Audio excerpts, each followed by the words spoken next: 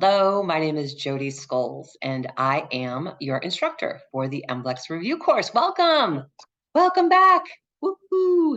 Here we are with a group of serious graduates. It's a group of graduates from massage school, or people who are just about to graduate, who are serious about passing the MBLEx. I am so delighted to be a part of your journey with you. To really run beside you, to jog beside you, to pace you, so to speak, when it's in this part of your journey to becoming a licensed massage therapist. You're meant to do this work, you guys. You're meant to do this work. You're taking this time. You went through school. You have a calling. This isn't just any job. This is actually a calling. Not everybody wants to do this work. And even if you are doing this for your family and your friends, that's how I started out when I first went to massage school. I thought, hey, this would be fun to do for family and friends. And here I am later. Here I am 29 years later, still practicing massage therapy. I still have a small private practice because it's something that just is awesome to do. It is so awesome to facilitate this space for other people. Yeah. And this test is no measure of the quality of therapist you are. There's no hands-on part of this test. Don't you find that a little odd? Just saying, right? But this proves you're safe. This MBLEx test proves that you're safe, that they're protecting public health. And actually, I'm kind of glad that people have to do this to be a massage therapist. I mean, I wish it was a little easier, but I'm glad that there is a test, a national exam that proves you're competent, proves that we're all operating from the same sheet of music, so to speak. And so our class today, so thank you for being here. Thank you for making the time. And our class today is going to be in three parts. And so the three parts are, the first part is going to be some strategies to actually take the MBLEx. I like to share with you some test-taking strategies. And that way, you're more prepared than most. Then we'll do some learning. Today, we're doing client assessment. I don't know how much time you've spent on this in school or in the clinic hours. But we're going to talk about client assessment, reassessment, and treatment planning. It is 17% of the MBLEx. So that means you'll have 17 questions on client assessment. So that'll be the second part. We'll do some learning. And then our last part is we dissect some questions. Yeah, you get in the habit of dissecting some questions. How does that sound? Sounds pretty good, huh? So let me start with the strategy that I want to share with you for today as far as test-taking strategy. And oddly enough, I've got a picture I want to show you. So this is a picture of Angela when she passed the MBLEx. And I share this with you because she took my advice quite literally. And you see here, she has a hat on that says game day. And my test-taking strategy for you today is to do nothing new on game day. And so this is something that we have taken. I'm going to show you that picture again. Let's see, share my screen. There you go. And so this advice is taken from professional athletes, from professional triathletes. I've worked for years with triathletes and also have done triathlons myself. And there was a golden rule. And the golden rule is nothing new on game day. No, so you hear about people who go to run the Boston Marathon, right? And there's a great big expo, so you get to visit all these different booths and see all these cool socks and cool sneakers and cool gadgets, stuff you can wrap around your waist while you're running. And inevitably, runners are lured, some runners are lured into trying something new. Oh, I'm going to wear my new sneakers for the race. Oh, I'm going to use my new socks for the race. And all of a sudden they've got blisters, or they rip or tear, or nothing new on game day. And so that means that when you go to take the exam, that maybe you've already driven to the testing center and you know the route you want to drive.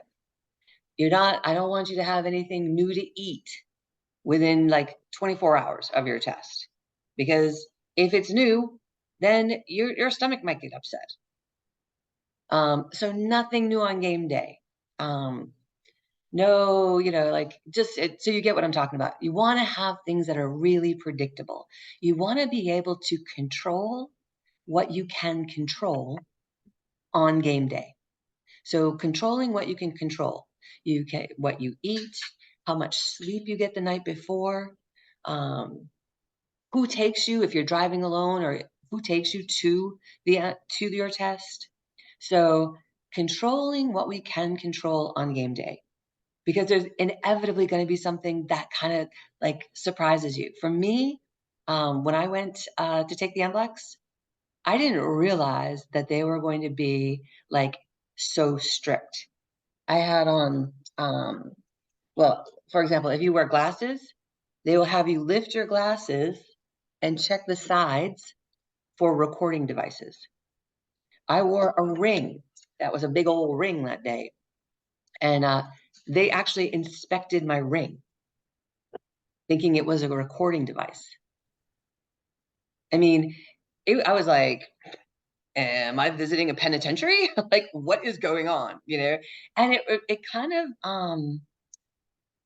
it made me a little anxious, that I would like, I mean, I couldn't take in my jacket. You can't take in anything with you. You can't take your phone in with you, obviously. They put it all in a little locker. And I was like, wow, this is pretty serious. And it just it put me off. And so I was so glad that I had controlled what I could control going into that, had even gotten there early. You do need to be there 30 minutes early. They're not kidding. 30 minutes early, you are checking in. Not that you're in the parking lot, but that you're actually walking in 30 minutes before your scheduled exam. Thank God. I was late. I didn't realize I was late, but they almost didn't let me take the test. I was like, look, I promise I'll finish before the end of the, like, I promise I'll finish, by the 2 hours. And they did let me take it. But control what you can control on game day. That is my test taking strategy for you today. And just know that at some point you are going to feel a little anxious. It's normal. Let's get through that. Let's do a bunch of that's why we do a bunch of practice exams, because that frustration, that anxiety, that feeling like, oh my God, I have no idea what they're talking about. I need you to recover from that when you're not actually taking the exam. I need you to practice recovering from that feeling before you're out there taking the exam. Because while you're taking the exam, you're like, okay, wait a minute. I recognize this. I'm just nervous. And you can breathe. You'll recognize it in yourself. Okay, I'm getting a little anxious. Okay, breathe. Just continue to breathe. You're on track. And by the way, you can't mess this up. You can't mess it up. Almost everybody within the sound of my voice right now has failed the exam at least once. Many of you have failed it more than once. That's okay. That's what we call failing forward. You haven't failed. You've failed forward. You can't mess this up. This is perfect timing. It's going to work out. You are going to pass this test, and you are going to practice as a licensed massage therapist. It's just taking some time. It's cool. And if you failed the test, whoopee ding dong. I mean, $265, that's not good. But you know what? That's just money. So You ready to get prepared? Ready to do a little learning? All right, let's get to it. And we're going to do this in slideshow mode. And there we go. All right, so today we're talking about client assessment. This is client assessment, reassessment, and treatment planning. And as I mentioned, it's 17% of your exam. So that means you're going to get 17 questions on this topic, on the topic of assessing, reassessing, and planning your treatment. So I want to do a shout out to MBLEx prep course. There's a bunch of MBLEx prep courses, and we like to communicate to each other and help each other out. But in this case, I want to give a shout out to the MBLEx guide here. Some of their, I used some of their material today, and so I want to say thank you. And then Quizlet, that's another great little quickie MBLEx training. You can take little quick quizzes on Quizlet, and I used a couple of their questions on my for our class today. So thank you to Quizlet as well. Okay, we've got some stuff to cover today. Here's what we're going to be talking about. We're going to be talking about the organization of your session. And so I want you to put your massage therapist hat on now. And I know probably the morning has been busy. Maybe you've got plans for the rest of the day. But for the next 45 minutes, I'd like you to put your massage therapist hat on and see the world through the eyes as if you are a licensed massage therapist. Okay? So this is your treatment room, your organization, the organization, how you're going to organize your massage sessions. That's what we're going to be talking about. We're going to be talking about the health history form, a health intake, as sometimes it's called.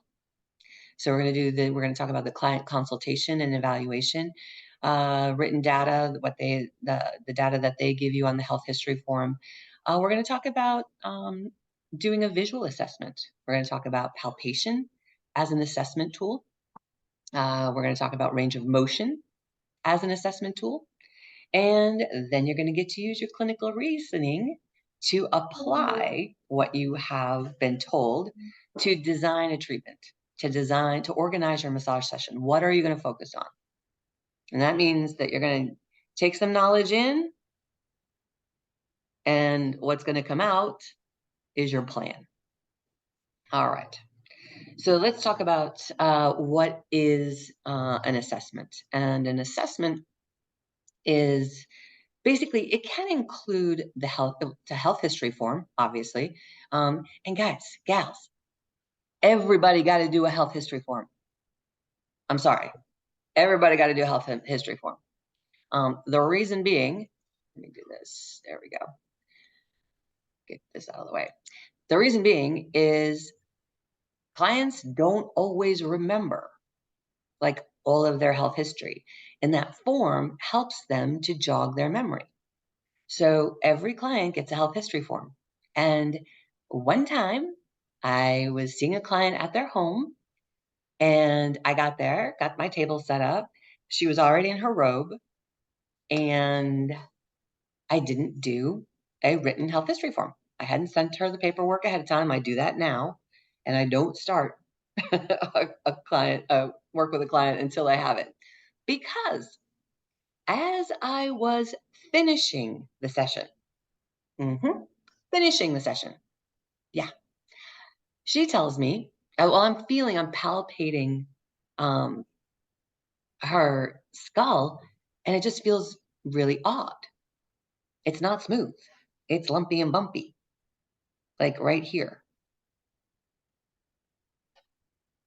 Right here being on the top of her head, like above, like above her right, it was her right eye, like here. And the client, I said, oh, did you bump your head? And she said, no, that's probably where I had the craniotomy. The craniotomy. Yeah.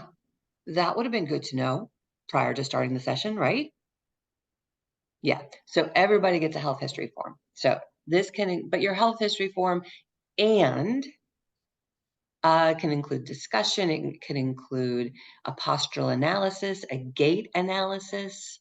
Um, some massage therapists know how to take their vital signs. In fact, if you're doing research, if at some point in your massage therapy career you decide to do some research, taking the vital signs before and after a massage session will show you the decrease in heart rate and the decrease in blood pressure, the calming down of blood pressure. So there's all sorts of assessment tools. Let's get going. So what order do you do things in? You probably won't be tested on this on the MBLEx, but let's walk through it because it gives us a good chance to talk about each step of an assessment process. And I'm going to pause here for just a second because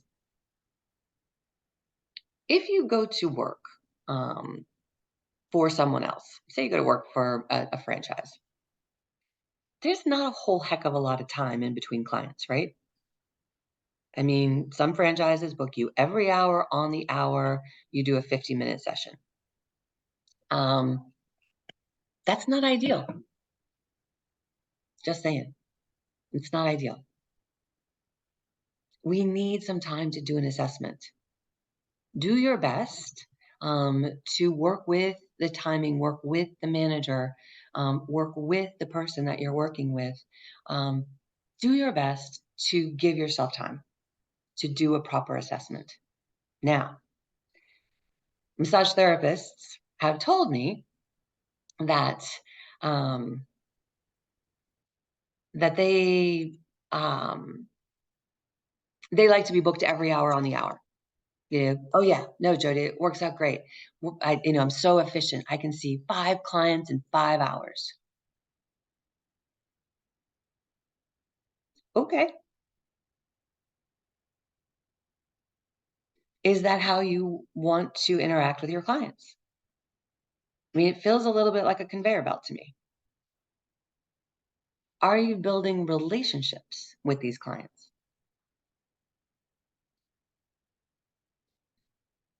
Your choice. And I'm not saying one is right and one is wrong. Not at all. Not at all. What I'm asking is that you be intentional. All right, let's take a look at this client. All right, so what order are we going to do this? So we're going to do a client interview. We're going to do a health history form. We're going to review the health history form. We're going to look for any red flags. So we're going to do the client interview. So that's the verbal, using the written information. We're going to do a visual assessment, and we may do a palpation assessment. All right, this is what the health history form usually looks like. If you need one, let me know. There's lots of free ones online. I'm happy to send you the copy of the one I use. I like a health history form that has a diagram of a human because it allows that human to mark where it hurts. And our clients don't always know the names of the muscles. Have you ever had a client say, "Oh yeah, my rotator cuffs," or they say their hamstring and they point to their quad? Our clients don't know the names of all the muscles. You do. That makes you the expert, by the way. You know a lot of things that your clients don't know. You know a lot of things your clients don't know. You'd be surprised. Yeah, and definitely clients don't all know the muscles. So I like to have a SOAP note chart like this that helps the client and me get on the same page. Excellent. Yep, I'm happy to send those off. All right. So we do a verbal. We use the health intake form because, like I said, have you ever heard the saying, "There's gold in them there hills"? There's gold in them there hills. There's gold in that health history form. That's how you're going to design your session. Otherwise, you're flying blind, right? You just put a body on a table? You don't know what's going on? Come on now. Oh, yeah, yeah. Oh, yeah, yeah. Look, I know. I've heard it. I've heard therapists say, oh, I can just feel my way to the problem. Yeah, fine. You can feel your way to the problem. Great. Good for you. Wouldn't it be easier if they just told you? Because also part of the assessment, reassessment, and treatment planning is involving the client, is managing their expectations. For many clients, they didn't get into this condition with it in just 1 hour. They've had a lifetime or months. So they didn't get into this condition in just 1 hour. It might take more than 1 hour to get them out of pain. So that's why with the assessment. All right, let's talk about the visual assessments next. So we've done the client interview. We've managed our clients' expectations of the session that, hey, I'm going to do the very best I can. I'm going to use the tools that I've been taught. We've managed their expectations, but now we're going to look beyond the health history. We're going to do a visual assessment. And so we are going to look at their posture. We're going to maybe watch them walk. That's called a gait analysis. We're going to go into that at another time, but not today. Gait being G-A-I-T, gait analysis. We might watch them walk down the hall. We're going to look at their body language. So we're going to look at this visual assessment. And here we go. This slide is more about a postural assessment. Let me move us out of the way. There we go. All right. And so there's a few things that you can see in this image. And this is something we're observing, we're visually, and we're going to make a note of it on our chart. Let's take a look and start from the top here. If we've asked this person to stand straight, and they say, yes, I'm standing straight. Interesting. Do you see how her whole body is kind of turned, her whole upper body? Makes me wonder if this is maybe a tennis player or a golfer. Because you see how she's just angled a little bit? So as I've pointed out here, the head is rotated just slightly to the left. The shoulder is kind of moved a little forward, a little rounded. Hold on just a moment. I want to make sure everybody's got their microphone off. Yeah. All right. And then see how the arm is a little forward too? That whole upper body is just a little moved forward. And this is a person who's standing straight, according to her perception. And take a look here. What's happening with those knees? Very common for women. Their hips are wider than the knees, but these knees kind of go in a little bit. And the kneecaps are actually pointing a little out. And then you can see here too, the feet. This is what feels comfortable for this person to stand. The feet are turned out just a little. Now, if you also you have a client on the treatment table and their feet are pointing out, sometimes, well, maybe they're a ballet dancer, maybe they're a swimmer, but sometimes when the feet stick out like this or they point out, it tells you they have tight hips. Tight hips that are rotating the femurs and therefore rotating the ankles all the way down that kinetic chain, and the feet are pointing out, especially when they're out of gravity, like on your massage table. Check those hips. And I'm not talking about low back. I'm talking about like check their hip joint. Go in and just feel for it. Could be glutes, could be tight glutes, could be tight hips. Just saying. But we gather a lot of information from this visual assessment. All right. So we've done a verbal, we've done a visual. Now, do we need to palpate anything? Maybe. If we ask this client, where is your areas of concern? The areas of concern, they may go ahead and touch where their area of concern is, right? Oh, yeah. Or as they're explaining to you, yeah, I've got a lot of shoulder pain. So we may also jump in and do a little palpation. So palpation, to palpate, is to touch. And so we want to, at times, get an idea of where this pain pattern is, where the pain is specifically. This also gives our client confidence in that we're listening. When we palpate our client, when we touch our client, even if it's just to shake their hand or touch their shoulder, this gives them more confidence that we're listening. And what are we palpating for? If we're actually doing a palpation of an area that's tight or tender, we're looking for the texture of the muscle tissue. We're gonna, just palpate and see, is it soft? Is it pliable? Or you're gonna see, is it hot? Is it inflamed? Does it move? Is the fascia moving? Or is it stuck? Is there a scar tissue there? Is there a bruise there? Okay? So we're palpating. Is it spongy? So that could be another part of our assessment. All right. Next. Oh, why do we use palpation? Well, there's a few reasons why. It does introduce the client to touch. It lets them know you're about to touch them. We can see, if it's warm tissue is receiving blood flow, cold tissue. It may also be like if the tissue is red, we know it's got blood flow. It might be inflamed. If it's cold, then there might not be enough blood flow, ischemia. And so, and we pick up more things with our hands than most people do. And like we said, healthy muscle moves freely. It feels firm, but tense muscles, you can tell, right? When you touch it. It's like when you first put some of your hands on someone's shoulder and you said, oh, your shoulders are pretty tight. We listen sometimes with our fingers. Yeah. We listen with our ears.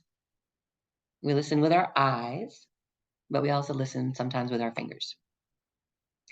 I want to talk to you about a couple of different styles of assessment that you may see on the MBLEx. I want to talk to you about the Thomas test and then range of motion, the range of motion as an assessment tool. So the Thomas test is what's pictured here. It's an orthopedic test. It's something you may or may not have learned in school that's done fully clothed. So when your client arrives, if they say they've got low back pain, then you may choose to test their range of motion, or they say they have tight hips, or it's sore when I blank. And so to see if um, for example, I'm just looking at this, the Thomas test is for hip flexors, just so you know, low back and hip flexors.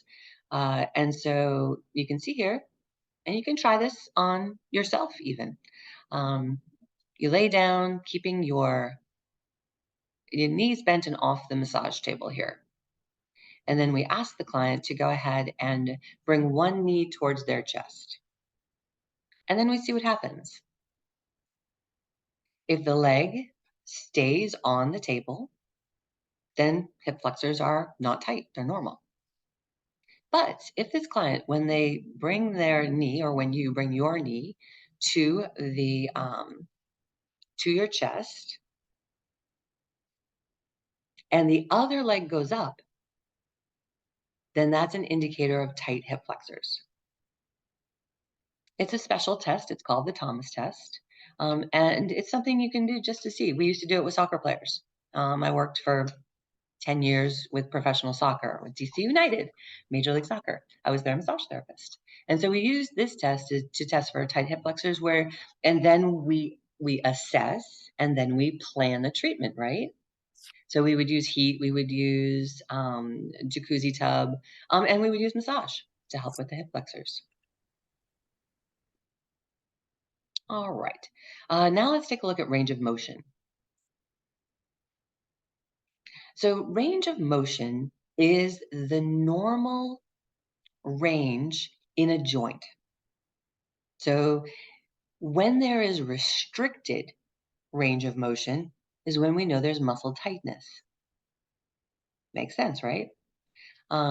So range of motion can be done while a person is standing in gravity, or it can be done on the massage table fully clothed.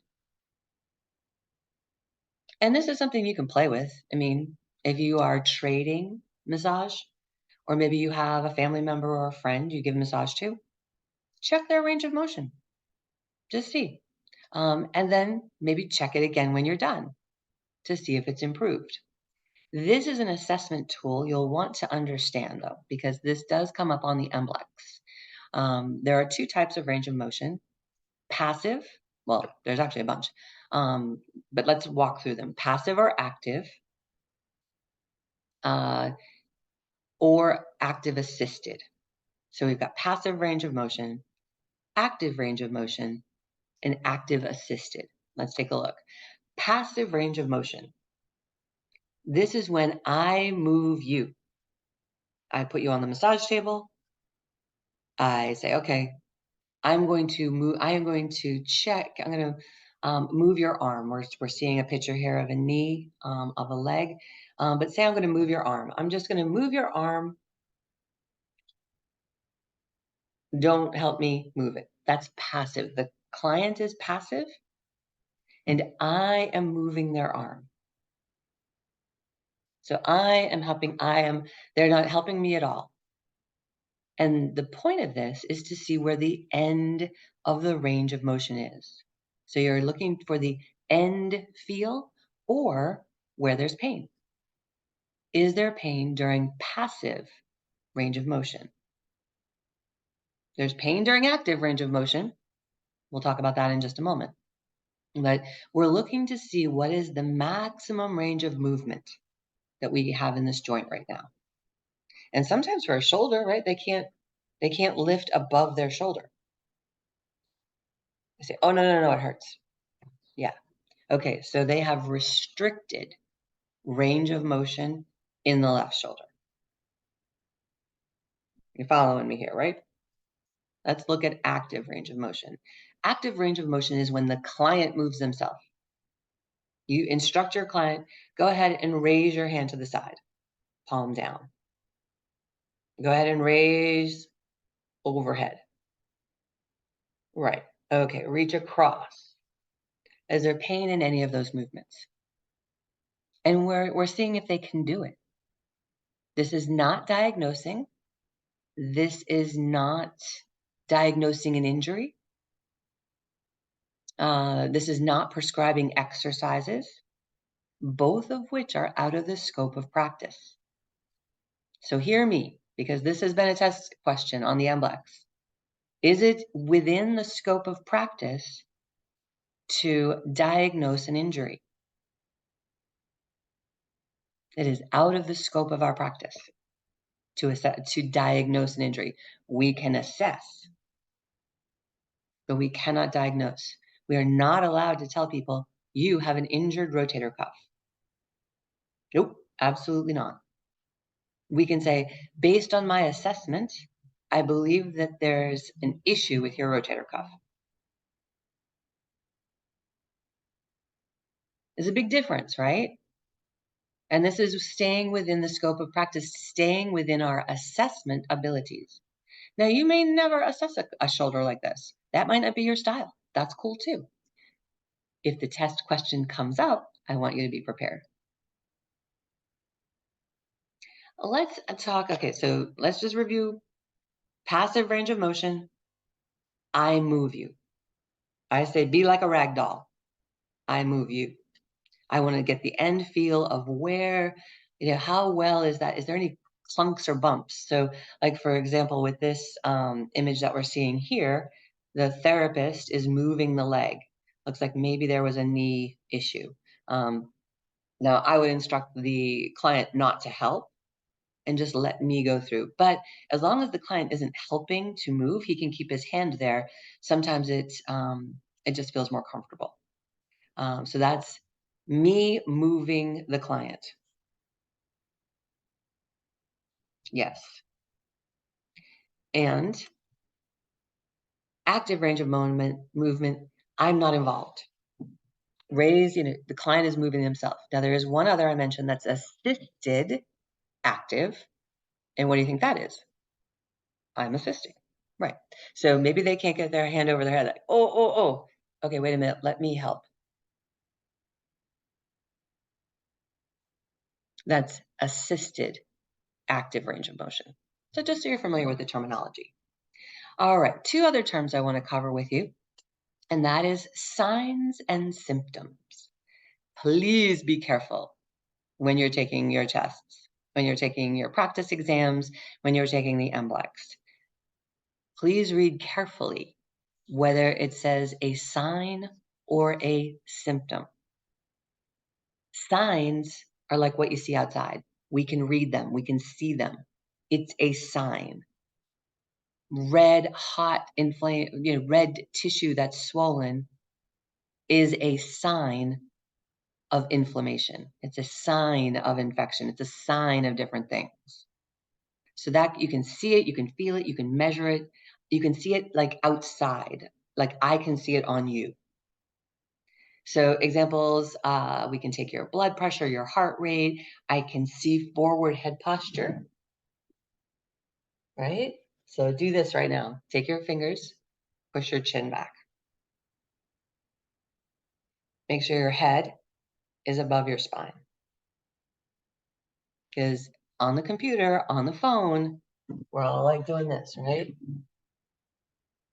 So go ahead and push that back. Get yourself, check in with your posture right now. I'm actually sitting on a ball. Can you tell?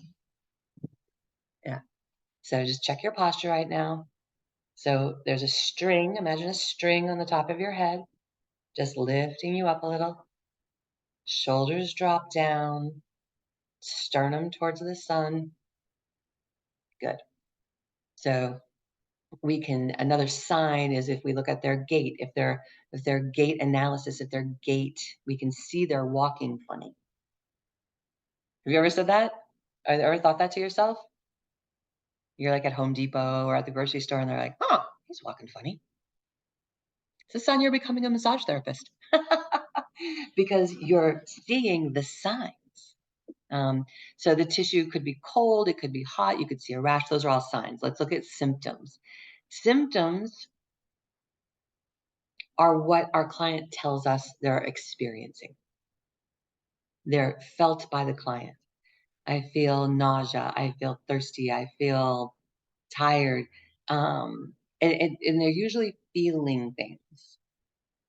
So those are symptoms.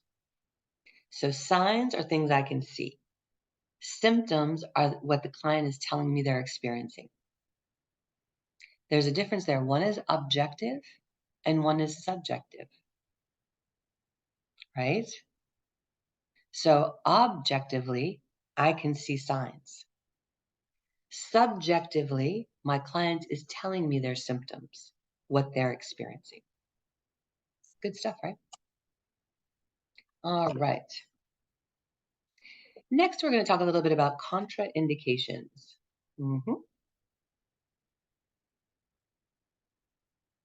So contraindications. In general, we want to look for reasons to do the massage, right? Because I don't care if you're practicing at home or you're practicing in an office, you've made an appointment, the client has shown up, the client's expecting a massage, you'd like to get paid. So we look for reasons to do the massage. Now and then, we have some contraindications that come up that, and we'll talk about what we mean specifically, but I'd like you to know, though, the difference between a local contraindication and a general contraindication. Let's take a look at local contraindications. Local means avoid the area. So let's take just one more look at this slide. Local means it's specific. There's a rash. So there's a local contraindication. We're going to avoid the area. A general contraindication means that they have something systemic going on. They've got a flu. They've got something system. They've got, they have something, a fever. We'll talk about, let's take a few look at a few of these. So a local contraindication. So anything contagious, a contagious skin condition. We want to be careful about those. If they've had recent surgery, we want to avoid where the incision is. Inflamed areas, depends. We don't want to make it worse, so normally we will. In fact, if this question comes up on the MBLEx, you avoid the inflamed area. Hives, again, hot and bumpy, don't rub on it. Open wounds, hello, avoid the area. Acute flare-ups,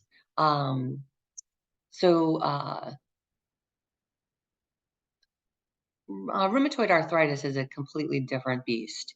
If someone's having a flare-up of their rheumatoid arthritis, of their RA, they probably aren't coming in to get a massage. But when there's an acute flare-up, say of gout, that's pain in the big toe. It's a very specific pathology.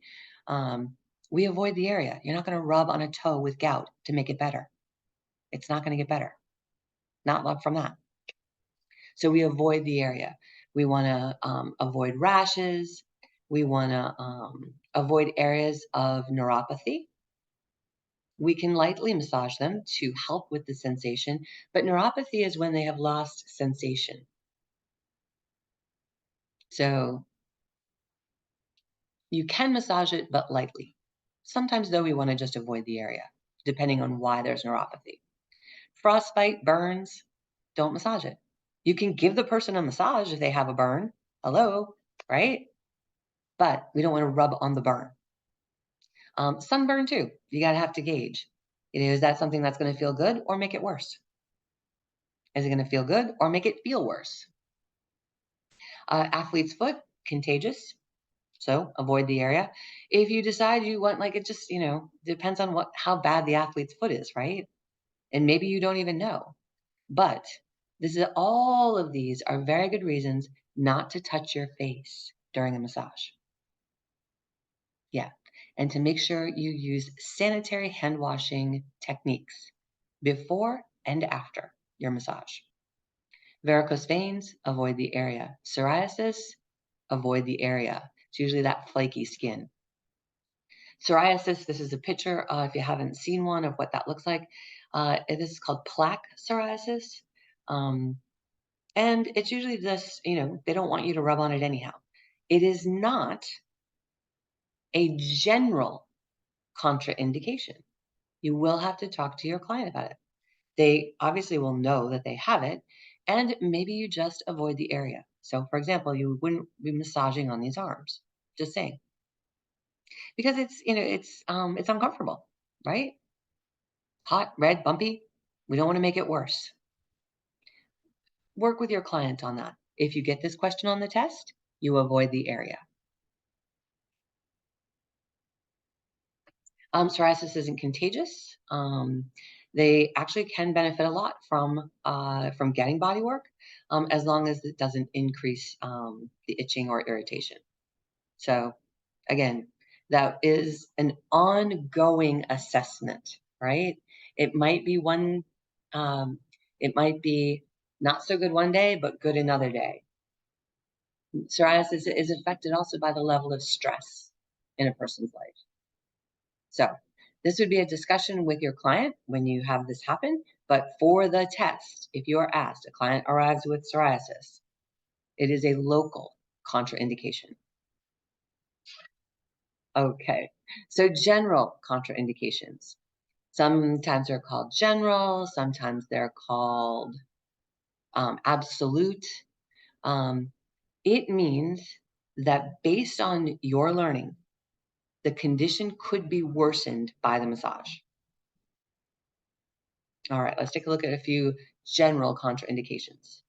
Flu-like symptoms, fever, nausea. A, you don't want to catch it. B, they're going to feel even worse. They are, because massage increases the body's ability to get rid of metabolic waste, to get rid of anything it's trying to get rid of. And so with flu-like symptoms, their symptoms will spike. Now they'll get over them faster, but their symptoms will spike because their body will be able to detoxify, if you will. It'll be able to eliminate more of what it's trying to eliminate. So their symptoms will spike, they'll feel like crap, but they'll get over it faster. But more so, you don't want to catch the flu. General contraindication for about 48 hours after chemotherapy. With a doctor's note, it's fine. I'm thinking about the MBLEx. And really a great rule that you can adhere to, 72 hours is pretty much your general rule for everything. 72 hours after whiplash, 72 hours after chemo, 72 hours after concussion. 72 hours is the general rule. And that is because of our, of the endorphins in our body.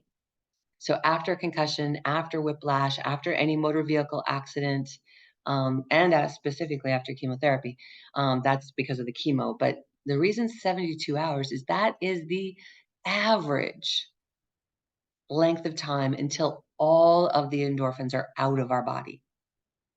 And endorphins can mask symptoms. So even though it says 48 hours here, go with 72 for the test, okay? All right. Other general contraindications: uncontrolled high blood pressure, appendicitis, or immediately following major surgery. Yeah, they need to recover. Yeah. Concussion, they need a doctor's note or 72 hours. Preeclampsia, this is something that they should be being treated by a doctor if this is with pregnancy. Oh, note. Oh, this slide's a little messed up. So healthy women healthy pregnant women absolutely can get a massage. Yeah. And for the test, I know someone's going to ask me about this. What about the first trimester? That's really based on your comfort level, but there's no reason that a healthy pregnancy that a woman can not get massage in the first trimester. Now, she's usually not telling anyone in the first trimester, so you may not know. But there's no general contraindication for that first trimester unless it's a risky pregnancy. Okay? And then you see concussion, and then, of course, COVID, H1N1, yeah, that type of stuff. General contraindications, meaning that by you doing the massage, you could make it worse. Now, we're going to just touch on concussion. Concussion is a general contraindication. Yeah. They got to be cleared by a doctor. If you have, and this, and just hear what it says on the slide. How do you know if someone has a concussion? You don't know if they have a concussion. They have to see a doctor. We cannot diagnose. We cannot say yes or no, but we can be familiar with the symptoms. Take a look. The symptoms will come in a minute. Just a few facts. All concussions are serious. Okay. It can occur. The person may not even know about it, and it's a brain injury. But here are the symptoms. So if you have someone who's been in an accident, someone who has been involved in a collision with another head, say they're sporting, they've fallen, dizziness, nausea, headaches, sensitivity to light, and some confusion are all signs of concussion. In soccer, we used to face it a lot. We would ask, what day is it? Remember Eddie Pope when we were in Los Angeles said, Eddie, what day is it? And he said, Sunday? Kind of like asking a question. I was like, no, Wednesday. I'm like, where are we? He's like, we're in DC. Like, nope, we're in LA. I'm not diagnosing, but I'm assessing. I'm like, okay, you got to come out for a little bit. And often, if someone is concussed, they'll feel nauseous. And can they focus? That's why it's a general contraindication. Now, something we didn't talk about was cancer, right? Cancer is not a general contraindication. Many, many, many studies have been done now that show massage helps during treatment. Yeah, it actually helps the immune system function better. And many healthcare professionals are now recognizing massage as a useful, non-invasive addition to the standard medical treatment for cancer. And massage can have a massive benefit, helping the client to feel better after their chemo treatments. So just saying, if you get this question on the test, massage is helpful to the treatment of cancer. It's an old wives' tale that if a client were to get massage and they had cancer, that the cancer would spread. It is not true. It can be very beneficial. All right, let's just do a quick recap of what we've talked about. A client assessment is not to diagnose. Assessment is ongoing. So just because we do a health intake one time and we sit down with them or not sit down, but we talk with them for a few minutes, each time that client comes in, how are you feeling? What's going on? What are your areas of concern? We as massage therapists get to be on the lookout for any changes. So how are they looking? How are they moving? What is their mood? What's their emotion? Has their skin, changed? Are they walking funny? These are all tools in our toolbox of assessment. Are you ready? We're going to dissect some questions. I don't know if you can hear all this background noise, but I have the windows open today, so there's noise. All right, let's get to it. Home stretch now. Shake it out, shake it out, shake it out. Roll the shoulders back. Push that chin back. It's funny how you got to get this forward thing going, right? All right. When do we do a client assessment? On the client's first visit. On every client visit. When there's been a change in the client's health history. Only on the first visit. After that, it's the client's responsibility to inform the therapist of any changes to their health history. So when do we do? All right, so let's, I see some answers coming in. Oops. All right. Great. Oh, we got a few questions in here, so I'll get back to those. All right, so let's eliminate one wrong answer. So we've got A, B, C, and D. Can we eliminate one wrong answer? Yes. Yes, Ensley. Yes, Queenie.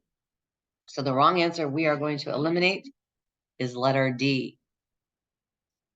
When do we do a client assessment? Well, it is not the client's responsibility to inform the therapist of any changes to their health history. It's our responsibility to find out. Clients forget. Okay, so when do we do a client assessment? On the first visit. I see some answers coming in. On every visit, or when there's been a change in the client's health history. Very good, Yolanda. Yes, Tanya. Yes, Cami. Yes, Ansley. Yes, Muriel. Yes, yes, yes. On every visit. And the first visit, it's longer, right? They have the health history form. You're going to talk about it. It's going to take a few minutes. I usually allow probably 10, 15 minutes for that first visit, just to see what's going on. But on every visit, I ask, how are you feeling today? Where are your areas of concern? Anything hurt? So on every visit is the best answer. Which of these are a general contraindication to massage? Key word here, general. Not local, general. Not specific, general. Okay. Which of these are a general contraindication for massage? A, psoriasis. B, a high fever. C, cancer. D, a badly sprained ankle, black and blue with swelling. Look at you guys, always in the chat. Careful. We just talked about this, right? Now, can we get rid of one wrong answer? Let's get rid of one wrong answer. You guys are all in the chat. You're all correct. We know cancer is not a general contraindication to massage. We know that massage can benefit someone going through cancer treatment for cancer. All right. And so let me just give you all credit here. Where'd my jacket? There we go. And so, yes, Emily, yes, Kemi, good, Queenie, welcome back. Muriel, yes, Yolanda, yes. Perdita, hello, yes. And Tanya, yes, good catch, good catch. The correct answer is high fever. A high fever is a general contraindication for massage because systemically, your client is fighting something. And we don't know what it is. There's an infection of some kind that their body is fighting, or something's going on. Okay, here's one of the long ones. A client arrives for their first visit. After reviewing the health intake form, you see the client has psoriasis. He's been to the doctor and has assessed, and the doctor has been assessed as needing topical therapy and is using an ointment. If this is unsuccessful, the doctor will refer him for phototherapy and a light corticosteroid cream. How do you proceed? This is a great example of the type of question you get on the MBLEx. It's freaking long. There's some details in there you don't even need. All right. And look, long answers too. All right. How do you proceed? Your client has psoriasis. They've been to the doctor. They've gotten some treatment. You're the massage therapist. They're here for a massage. A, advise the client that this kind of psoriasis is a general contraindication and you can't safely perform the massage. B, advise your client you've learned about this condition and it's a local contraindication. You will avoid the area. C, ask the client if he brought the ointment and use that lubricant to perform the massage. Avoid other creams and oils because it could make the psoriasis spread. D, act like nothing is wrong and do the massage as best you can. You don't want to make the client feel uncomfortable. Ooh, we got some answers coming in.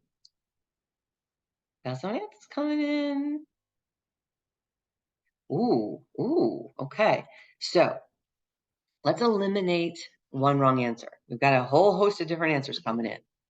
So client has psoriasis. They've been to the doctor. What do you know is not the right answer?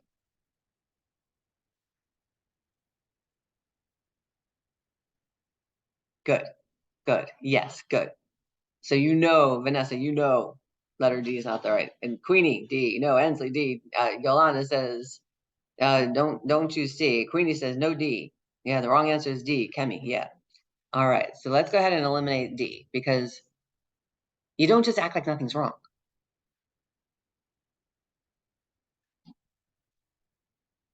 Guys, you got to be courageous. You got to find your voice. You are the therapist. You can't just act like nothing's wrong. Hello, you're the therapist. So, and you know what? We're going to learn how to address these things in a way that the client won't feel uncomfortable. All right, so good. Letter D, we will address this. All right, let's see. Of the A, B, or C, which is the best answer?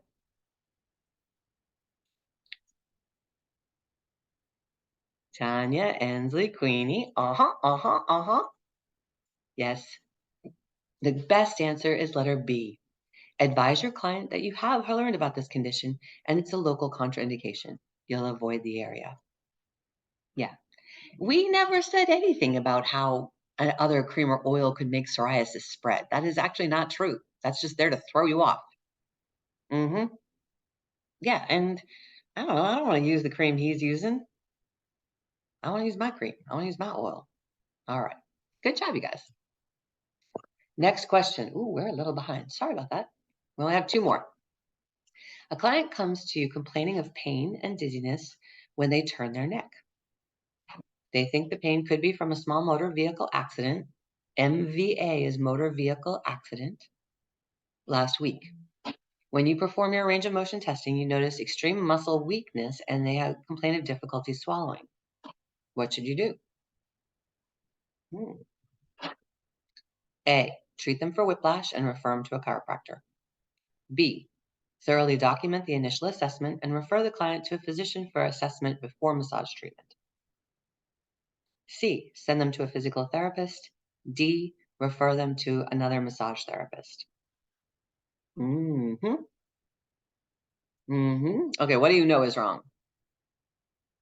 So you've got all this information. Client comes to you, pain, dizziness. You find out they were in a small motor vehicle accident last week. You have them do a range of motion tests. Just turn to the left, turn to the right. And they're complaining of pain. You see a weakness. They say they have having difficulty swallowing. It's a lot going on. What do you know is not the right answer here? In our little chat. Ooh, I like your answers. I like that. Good, good, good. Let's just go ahead and just, you know that you're not going to just refer them to another massage therapist, right? Yeah, you can't pass the buck. No, you got to deal with this. All right. Correct. D is wrong. Good. All right. So, yeah, and you're right. So the other answers that you said were, Ansley, that is correct. That is wrong too. Just want to, let's go ahead and reveal the best answer. Thoroughly document the initial assessment and refer the client to a physician for assessment before the massage treatment. You cannot treat a client who's complaining of difficulty swallowing. This is way beyond our scope of practice.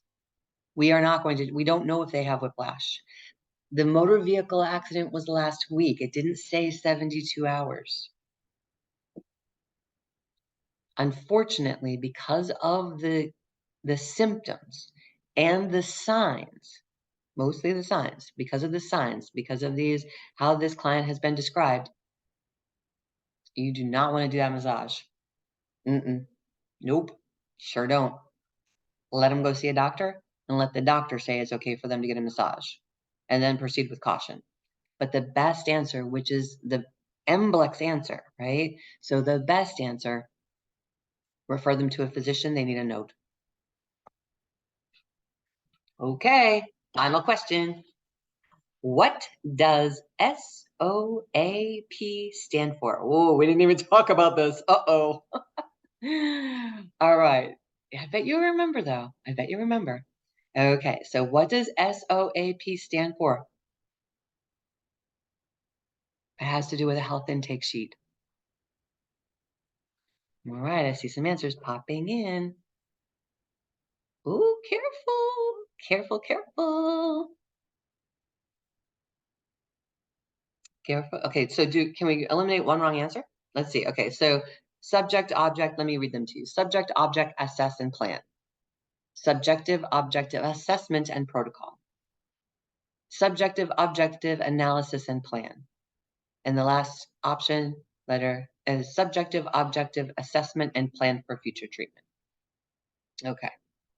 So let's get rid of one wrong answer. Although I planned to talk about this and I didn't, so I'm sorry. Let's see. Can I move forward? Oh, whoa, whoa, whoa. We moved too fast. Okay. Well, we got both answers.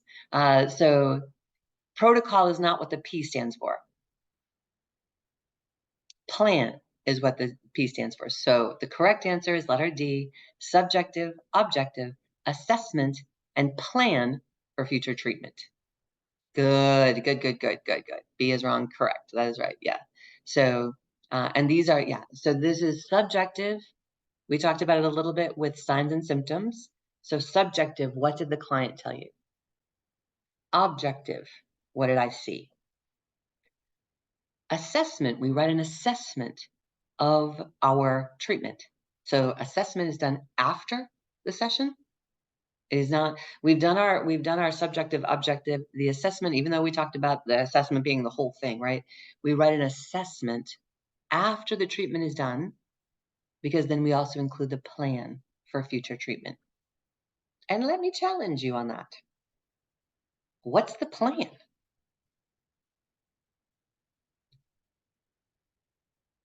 Oh, Jody, my client will come back when they're ready. No, your client will come back about a month after they were ready. For real. What's the plan? Oh, well, I'll discuss it with my client. You're the expert. What's the plan? Here's a simple answer. The plan is almost always, I would say 95% of the time, 2 weeks or 4 weeks.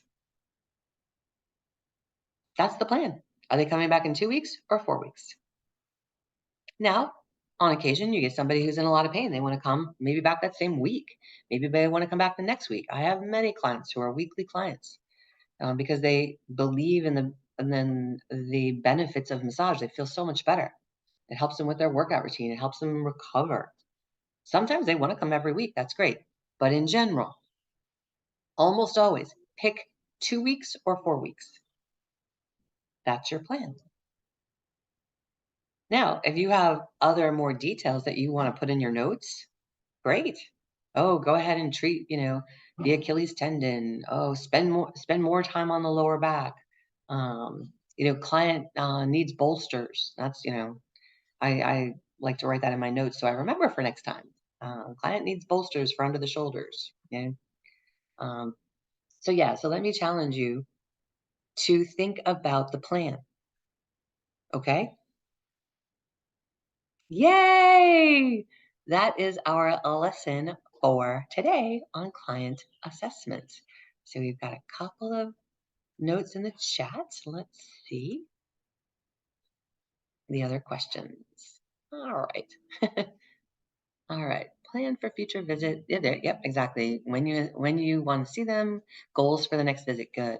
Now, if you could accompany me for test day, that would be awesome. All right. Yeah. So there was a question that came in that I'm going to leave on this recording because I think it's a good question. It was a question about Parkinson's. I believe, Ensley, you asked, can someone with Parkinson's get massaged? Absolutely. Yes, they can. If their tremors are strong, then we allow their body to be at rest. We're not trying to control. I have one client with Parkinson's, and his shaking in the arms is sometimes worse than others. But I just do some gentle effleurage. Feels really nice. I leave his arm on the table, use that. And just if it's too much, then you move to an area where it's not. It's actually really nice. And because I believe that when we do massage, that it's true. It improves the body's immune system. It improves the body's ability to be well.